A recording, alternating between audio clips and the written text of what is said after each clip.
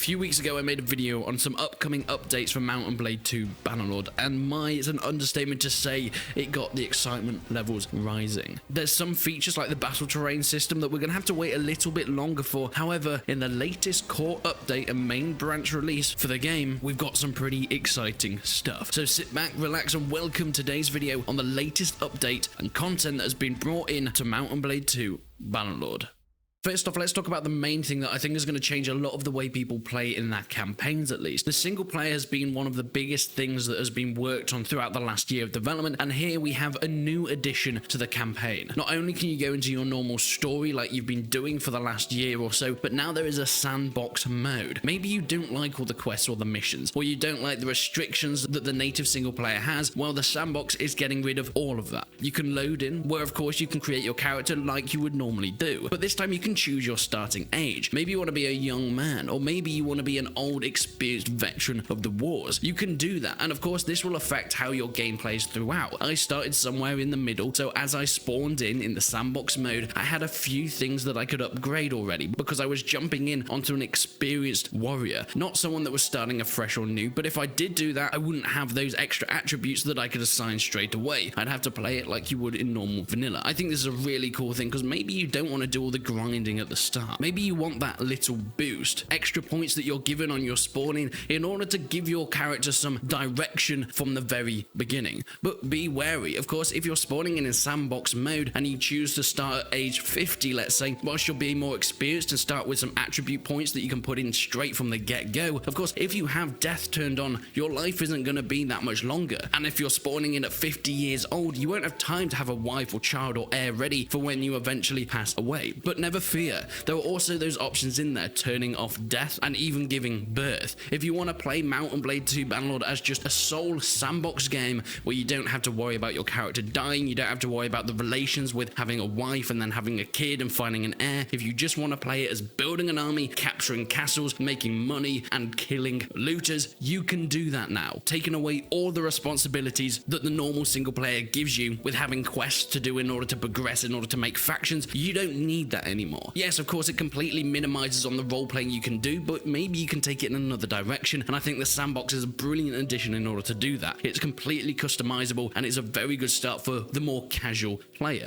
One of the other biggest single player updates that has been brought in, that was actually in the taleworlds developer blog months ago now, about 3 months ago, this is the prison break, and this is very exciting. Basically what happens in the game is you might have family members or lords in your kingdom that get captured by enemies. This can also happen with neutral lords that you're trying to make friends with, but once they're captured by the enemy, they'll be held in one of the enemy's castles or towns, etc. Now before, you probably have to siege the castle in order to get them out, or just wait till they escape and get out normally. However, the prison break mechanic has been added in, so you can go up to the castle in question, talk to the guards and bribe the guards. Now the amount of money that it's going to take to bribe the guards is depending on who the prisoner is. The higher status, the more expensive the bribe's going to be, but if you manage to successfully bribe the guard, they're going to let you into the prisons, and that's where this new prison break element comes in. You have to fight your way out of the dungeons, fighting through corridors in the town with guards coming you from every single direction, and of course the prisoner's not going to have a weapon, so it's up to you to get them out of there alive. Whilst this is a really cool addition and a good solution if this is more your type of gameplay, it is very risky. You're going to have to weigh up the advantages to the disadvantages, because especially if you have death on throughout your campaign, if you or the prisoner goes down, there's a very high chance of the prisoner being locked back up, or if you go down in that prison break, you're being locked up as well, or even worse, you could both die and that's the end of it. It is a very risky way of playing the game, but I think it's a really cool addition if that's the way you want to go. If you don't necessarily have the army in order to take out a full city that is holding maybe your wife or some of the best lords in your army to ransom, you got to go in there on your own and test your fighting skills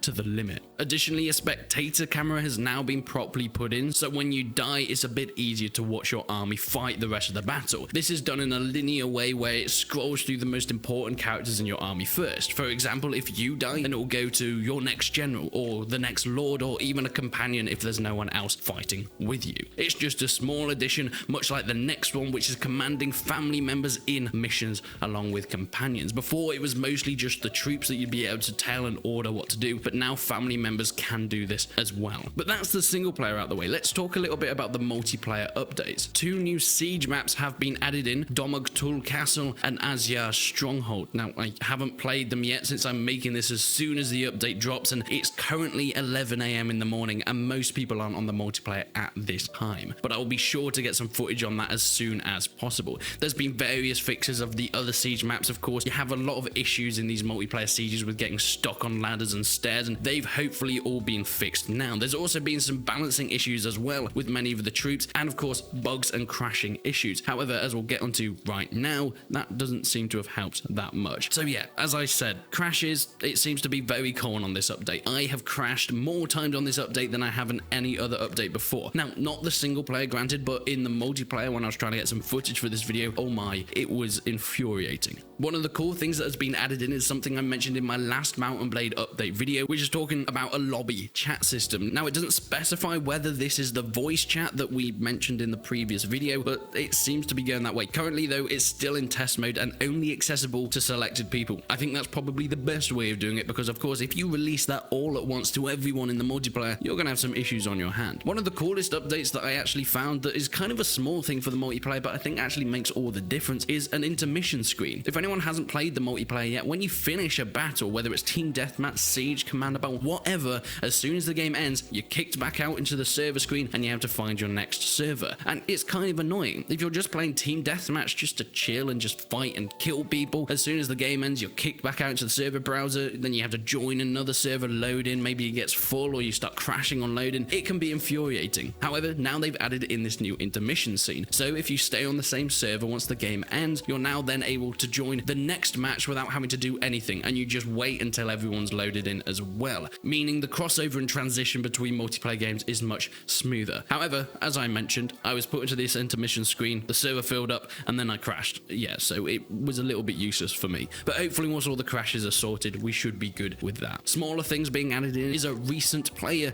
tab in the friends list now, so if you play with someone, you think they're pretty good, you want them to join your clan, or you just want to play some games with them in the future, you can now see everyone that you played with recently, and you can add them on Steam, etc., or even invite them to your clan. Also, the warm-up time in siege maps has now been decreased from 5 minutes to 3 minutes, getting you in those medieval brutal battles quicker than ever before. Overall, I think this is a really solid update. I mean, this is just a few things and some of the main points that are in. There's so many changes to UI. The party screen has changed values. The gamepad navigation has changed. There's now so much more mapping in terms of using an Xbox controller within the game, using D-pads in order to control troops and move throughout the menus. There's so many smaller things that have been in this update. I've just mentioned a few of the bigger ones, but this is just a positive look into the future. One of the biggest updates that I cannot wait for is the battle terrain system, and I think a lot of people were expecting it to come in this one. I've seen a lot of comments of people saying, where is it? Because some of the things that are in this update were in the same developer blog video as the battle terrain system. However, that's not in yet. I think I saw a tweet was saying they're still testing it. It's not quite ready, which I'm all down for. I mean, why release it unless it's completely ready? I think this is probably going to be one of the biggest updates when that finally eventually comes, and it needs to be done right. But please leave a comment. What's your favorite addition on this update, and what are you most looking forward to in the future of Mount and Blade 2 Bannerlord? Make sure you subscribe to the channel if you haven't already, because I'll be bringing you all the big updates on the game as soon as they come out, and I would incredibly appreciate it. But please leave a like on the video if you enjoyed it. Leave a dislike if you didn't. But until then, I will see you in